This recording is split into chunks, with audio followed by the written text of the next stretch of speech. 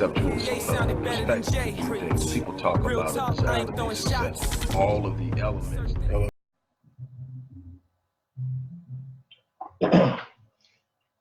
Hello, everybody. Dr. Rick Wallace here, dropping in on you. Hope everybody's doing great. I know it's a little later than I normally like to weigh in, but there's going to be a lot going on today. And if everything goes as planned, you guys are going to see several installments over the course of the day that's going to carry out for the next couple of weeks as we gain our bearing on the new content creation goals, as well as what I'm trying to do with sharing positive information. What's up, Karan King? Man, long time no hear from. Hope everything's going great on your end. It's always good to see or hear from you. Look, before I get into what I want to talk about today, I think it's very important. If you know someone, you want to invite them to this one. This one's going to be one of those. It doesn't sound sensational type things, but it's going to be immensely important. Hello, Kim. How's everything going with you? This is going to be one of those things where if you can get just a bit of this, it's going to have a massive impact on your life. And I want as many people as possible to check this out. So I'm going to get through all of the things we have to do at the beginning and the end of these videos for business reasons, obviously. If you are looking for any type of change in your life and you're looking for a good place to start, there's some powerful resources in the description box. Check them out. There's definitely something there for you. Definitely there's something to fit your budget and your desired entry or level of engagement, from casual to highly intensive. It's there.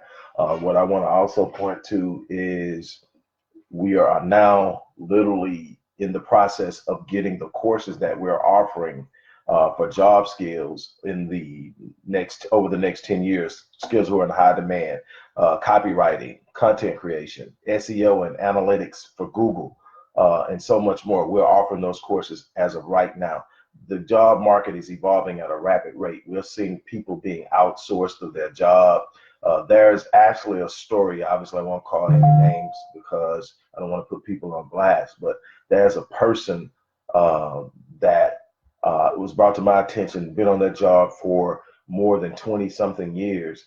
And now because they are downsoursing, this person is literally having to re-interview to keep a job with the company. Their job that they've had, which is in a supervisor role, is gone. But because of the tenure that they have with the company, they are allowing this person to literally interview to stay on with the company. They're laying off. They're downsizing. This is happening. You got system automation, service automation, so much going on now that's created from an automated process. You see this from everything from when you call in for customer service, most of it is automated. You got to go through hell to get an agent on the phone nowadays because so much is automated. You got situations where you're seeing automation in grocery stores. You're checking out your own groceries, and it's happening across the board. Jobs, skills are evolving. You're going to have to find a place to create value in the market. What we're doing is showing you right now we're up to 12, but we're talking about 8 of the top skill sets that are producing. In other words, these skill sets that we're teaching are in high demand. In other words, the demand for them is not yet even close to being reached by the number of people with the skills to do the job. But you can click that. We're literally already enrolling people. So if you want to do this, the beautiful thing about the way I set this up is that you are going to have your own personalized course. This isn't going to be a group course. It's a one-on-one course that's going to be sculpted and built around what you want to do in the market you decide to enter in. We're talking about everything from coding to content creation, copywriting, public speaking, and so on. It's going to be you choosing. You can go to the site. The link is there. Go to the site, see what's there, choose what you want to do, be trained for it in no more than a year, as little as 6 months, and be out there in the market with a new skill set that has some longevity attached to it. But what we all are going to have to get used to is the evolution of our thinking, thought processes, and skill sets as the market evolves rapidly. Technology is totally changing the game. We've gone through industrialization. We've gone through the age, the information age, and now we're in the high-tech, rapid evolving age, and we have to find a place for it. We're offering that. Now that that's out of the way, let's talk about something that is going to remain steady in the sense of principle, the idea of happiness. There are so many people that have been convinced that you get happiness by the acquisition of things, that if you can be successful in business, if you can be successful in finance, you can acquire a bunch of things. You're going to accumulate some things and you're going to be happy. You're going to get that car you've always wanted. You're going to get the house that you want. You're going to be able to wear what you want. You're going to be able to go where you want. And in the scope of all of this, you're going to find happiness. What you're going to find is you're going to find momentary elation. There's a difference between momentary elation. There's a difference between that and happiness, and there's a difference between the both of them and joy. And what you want is happiness and joy. Happiness is the thing that you get to create. Joy is the notion of the fact that you get to create your happiness. Joy is that thing that even in the darkest moments, you have a reason to feel uplifted and empowered. Happiness are the experiences you create with other people. You cannot achieve happiness. You can get momentary elation, a moment. Here's what happens in primary example. You ever had this car you really wanted, and you sit up and you saw it, and either you had the ability. Oh, I'm good, Karan. I'm real good. Thanks for asking, man. It's glad to see that you're doing well. You had this car you wanted, right? And either you had the ability to go get it right then, or you had to save up for it, get your credit right, whatever it was. Either way, the moment you got that car, that's this high. There's this level of excitement that leads into getting it. When you know I'm getting it today, there's this unbelievable excitement. When you finally sign and you drive off, you're like, yes. And then every day, the excitement dwindles. What you are interpreting as happiness is emotional excitement. And it dwindles with every day because it gets old. And now you're pushed to get something different. You're pushed to get some other thing that's going to give you that elation or that high that you experienced when you drove off the lot with that vehicle. And you'll either be buying vehicles back to back, or you'll be buying something bigger and bigger and bigger until you can't afford it. You're in debt. And now you still can't hold on to that. That's not happiness. We have a lot of empirical data now that shows that happiness is actually best achieved in the building of strong, lasting, mutually profitable relationships. It's in finding people who see something in you that they want to contribute to, and you do the same with them. It's about the mutual respect, the mutual care, the mutual concern, the mutual building up and edification. It's about these relationships. If you can't find a place where you're consistently building strong and lasting relationships that are mutually profitable, you're going to have problems with happiness.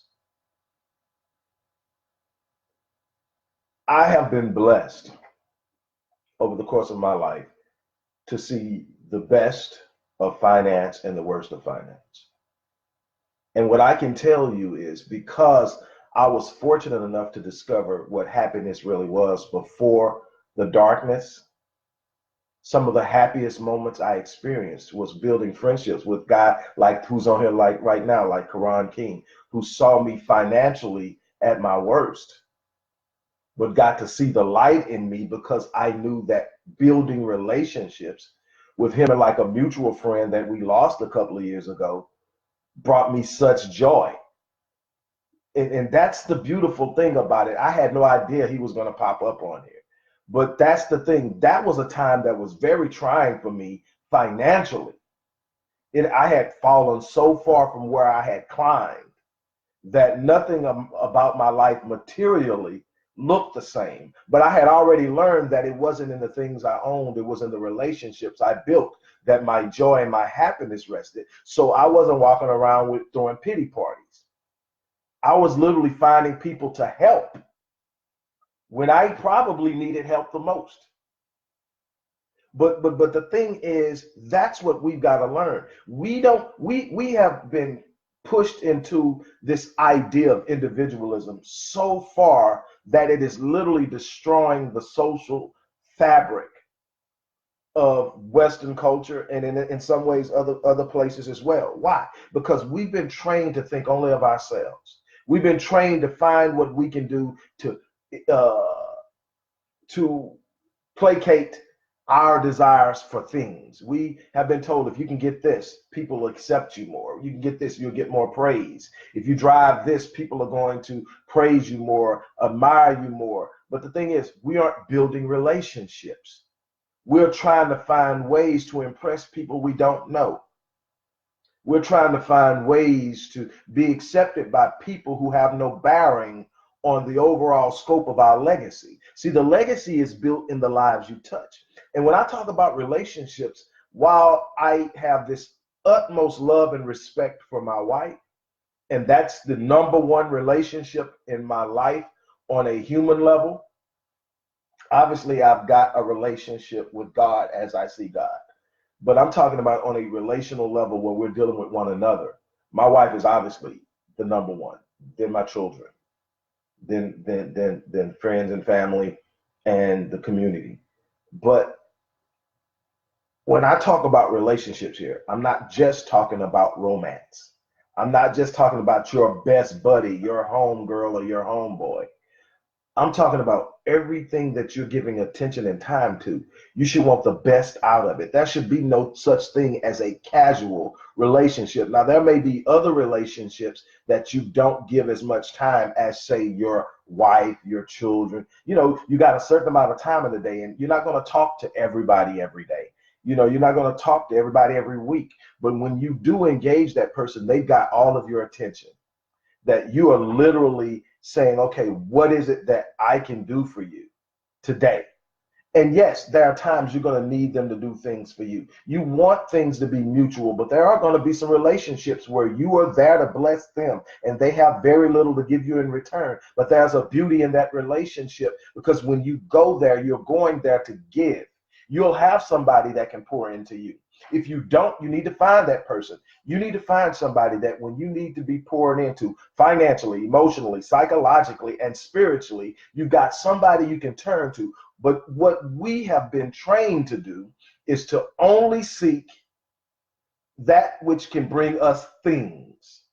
We got a bunch of people getting married because he can get me things, or she can bring me or do things. We're missing the relationship and the power of it. And here's the problem with that.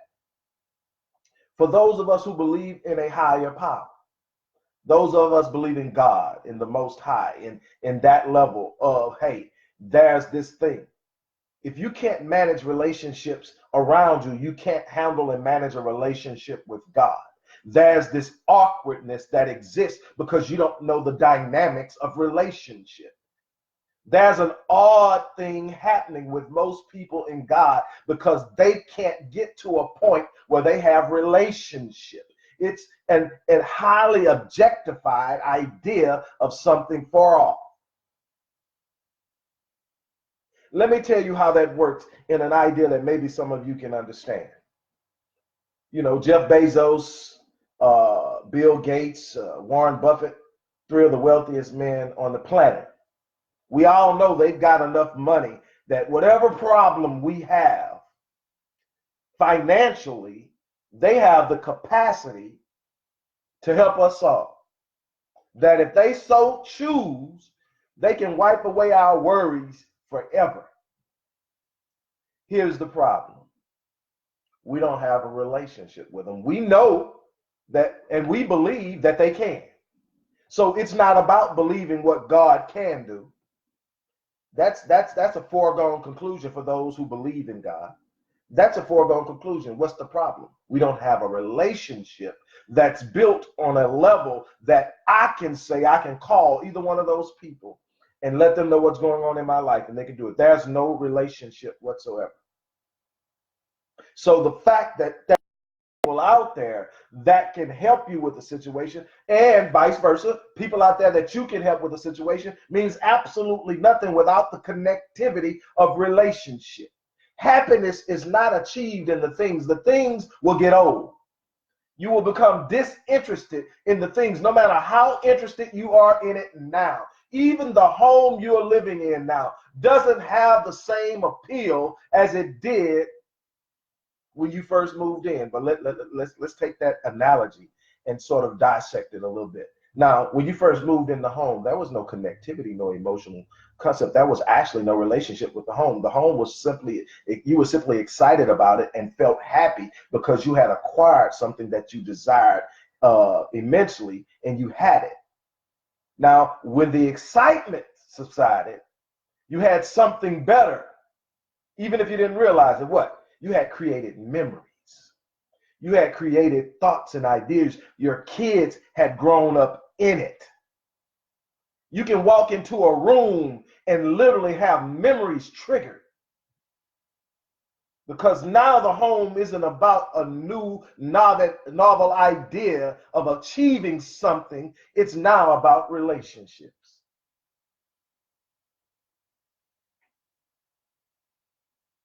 I have a client that I talk to every week, and he's real big on relationships. He doesn't necessarily use that term a lot, but he has these relationships and he's experiencing life at a totally different level because he's sinking into the idea of relationships.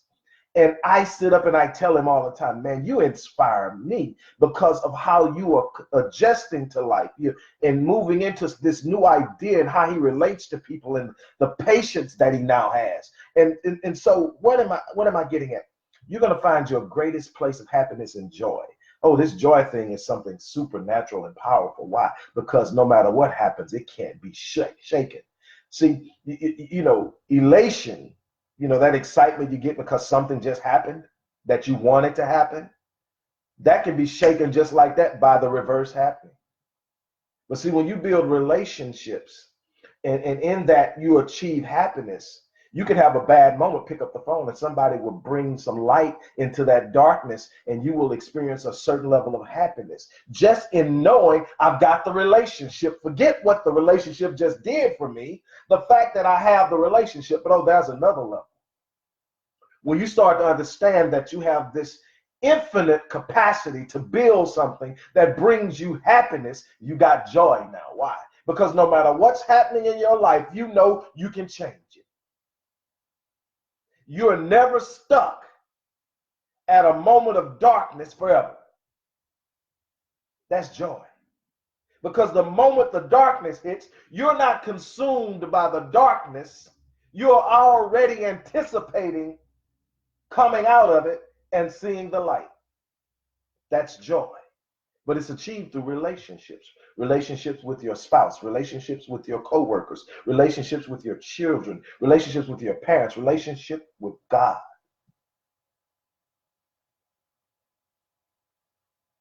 You got to change your approach. Everybody's chasing things, and suicide rates are at an all-time high.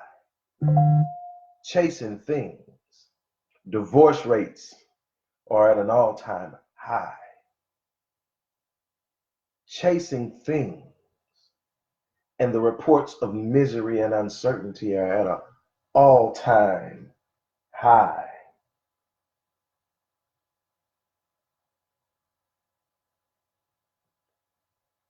Finally, it's important to understand the power of your thinking in dealing with relationships. You want to build relationships with people who have a positive mindset, a positive outlook, and have a proclivity to practice things that produce positive results. See, it's not just about thinking. And that's where a lot of people lose it, because you're told, just think positive. Now, it takes more than just thinking positive, because there's more time in your day where you are not actually consciously thinking, but subconsciously entertaining cognitions. You have over 70,000 thoughts that you process per day. 70,000. Out of that 70,000, 80% minimum come from the day before. The exact same thoughts over and over again. If those thoughts are negative, guess what? So what can you control? You can control your behavior. That's why the quickest way to change your thinking is to change your habits. that are connected to the thinking, and the thinking will change, because what you want to do is change the subconscious dynamic of what you're thinking and how you're behaving. What is one of the best ways to do that? We don't do what we're told as much as we do what we see. That's why we're always talking about, you don't teach your child by telling them what to do, because they're going to more than likely do what they see you do than what you tell them to do. The old do as I say, not as I do does not work. Social learning theory tells us we're going to emulate that which we see. So what happens if I'm in the environment with someone who is practicing getting up on time or getting up early, getting the day started with a positive mindset, guarding their self-talk, looking at what they say about their life, and guarding against speaking negativity into their life, even when the situations suggest that it's true? That's huge. Let me break that down for you. Your self-talk is huge. Your self-talk is literally a large part of the program that you're downloading into your brain, which is the most powerful supercomputer on the planet. It processes more, the subconscious level of it processes more than 400 billion bits of information per second. No supercomputer can keep up with it. It can do some great things. Then why are we so limited? Because our thinking is limited. Because we've been boxed in with a mindset of limited expectations. And most of those expectations are negative. Why? Because at the very core of the brain is the reptilian brain, or what's known as the ancient brain. And the ancient brain has one thing in mind, one thing, one job, is to protect you and to keep you safe. And what you have to understand is, at the time that this brain first evolved, this part of the brain first evolved, keeping you safe, and there were lions and tigers and all kinds of things out there that's waiting to pounce on you. So it had to be able to sense when something was wrong, and it put you what? Into fight or flight or stress response mode, where the body started to create cortisol and release cortisol and adrenaline into the bloodstream. So now your heart rate is racing.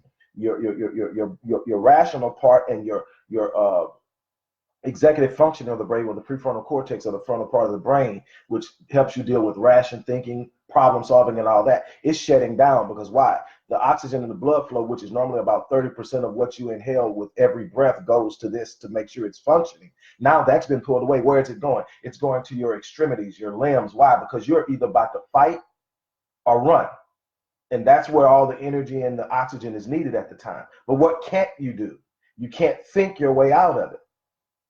So that's where a lot of it, and so a lot of our thoughts subconsciously are looking for negative things. Why? Because it's trying to, the subconscious reptilian part of the brain is trying to protect us from things that can hurt us. But how many people know you got to take risks in order to get to the next level? So you got to train the brain to still be protective. You need to know when somebody's popping some rounds off, because you need to get somewhere. You need to know when this car jumps in front of you to respond so that you don't hit it. But all the things that you normally stress about, we know now that 46% of everything we worry about actually never happens. 40% never even happens ever. Another 30% has already happened. So over 70% of the things we worry about are things we need to just put behind us or put away, but we've stressed. We're carrying that stress every day. And what is it doing? Stress releases cortisol in the body, adrenaline in the body, and then short bursts where you're using that cortisol and that stress to get out of a trying situation. It's perfect. But when you are allowing that to happen every day, you're waking up stressing out about something.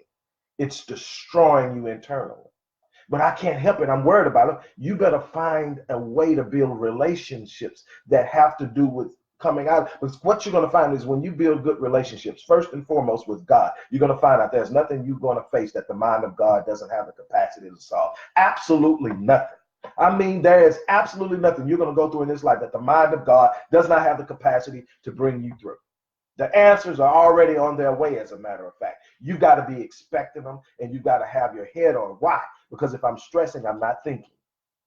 And if I'm not thinking, the answer will go right by me because I'm not looking for it. But you got to have people around you too. See, there's something about when you got a friend and you're watching them go through something and you're going, man, he just Chill in this. I would lose my mind if I was going through this.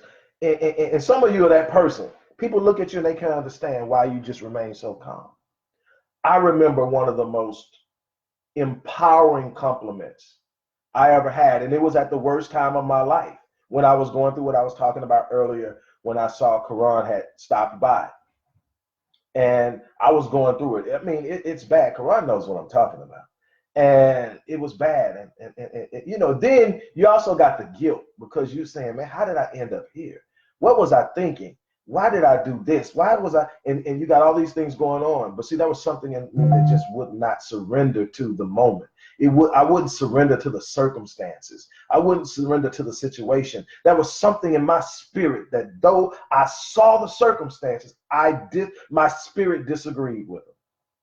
And people would look at me and think I was in denial. No, I know where I'm at, but I know I ain't staying here. And I've decided that I'm going to live in what I know I'm walking into. I'm already living in what I'm coming out into. I'm living in it every day so I can smile. But one of the most powerful compliments I got during that time was watching you go through what you're going through and the way you're handling it has inspired me to up my faith game. But see, faith is also a fruit of relationship. See, I don't have any faith that I can call Bill Gates, Jeff Bezos, uh, uh, Warren Buffett, Ray Dalio, David Swenson, any of those guys that are known for what their exploits with money. I don't have any faith that I can call them and they're going to work things out because I don't have a relationship with them. But I have a relationship with God, and I know God has the answers to anything I can face, that I'll go through, that I'll find myself in. And while I may not have the answer now, I know that if I stay the course and I trust the relationship and I make up in my mind that I'm coming out, I just have to wake up and put in the effort and trust that at the right time, in the right moment, the answer will be there. God hasn't failed me yet. But see, that comes with relationships too. There are friends that I have right now that I know no matter what I'm going, I can pick up that phone. And when I get off the phone with them, I may not have everything figured out, but I'm a lot better off in the way I feel and what I'm expecting out of life after I talk. I have a trust in the relationship I have with my wife that even at my darkest moment, she sees something special in me. And she can share with me when I can't see it because of the darkness, that she will be a light, an inspiration, an encouraging word will come from her. Those are relationships that are built. You can't see the beautiful thing about these relationships, you cultivate them.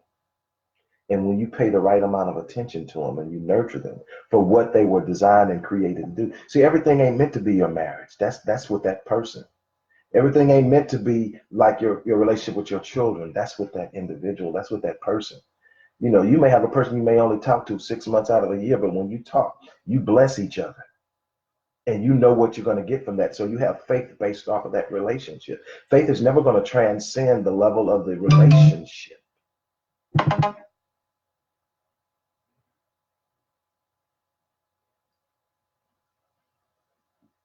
I'm just going to leave you with that. It's in the building of relationships that extraordinary things take place. We as humans are going to have to get back to that core level of social engagement and relationship building.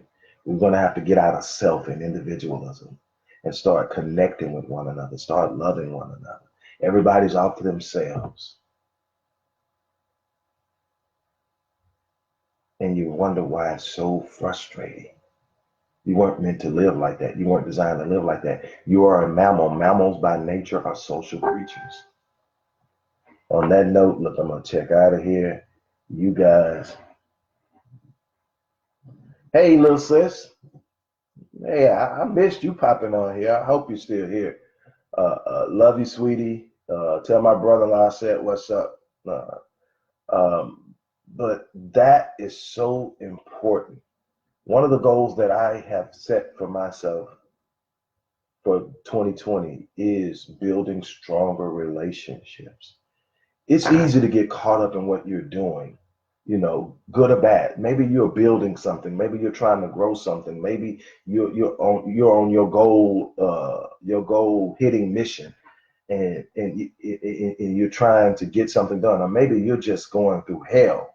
Either way, you can be so caught up in that you stop cultivating relationships and you get consumed in this little bubble. And before you know it, you don't have anybody you're connected to in any real way. And I'm telling you, that's a lonely place to be. Let's do better. As I said in the beginning, look, there are a bunch of resources in that description box. Go in there, find something that will work for you, make it work for you. Invest in yourself this year. That's my goal, man, is that I am going to build relationships. I'm going to take my family to an entirely different level. And as much of my family that wants to join in and come along, we're going to do it as a team. But definitely my house and my kids. I'm inviting all my siblings along. I'm inviting all their kids along. It's time for us to build these relationships. And I've got friends who aren't blood, but I'm considering them blood, and they've already been invited.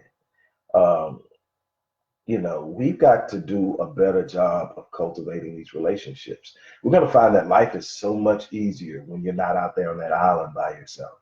And on that note, I'm about to get out of here. You guys have an unbelievable day. And just think about what I said, and just think about those who you have the opportunity to solidify and become stronger or more intensely engaged with, and how you can be mutually beneficial to one another. All right, on that note, I'm out here. As I always say, live your life on full so that you die on E. And on that note, I'm out. Here I come, ready or not. Frank Ocean make this record hot. From a conceptual sounded better than Jay. perspective, people talk Real about talk, it as I ain't throwing shots. Careful who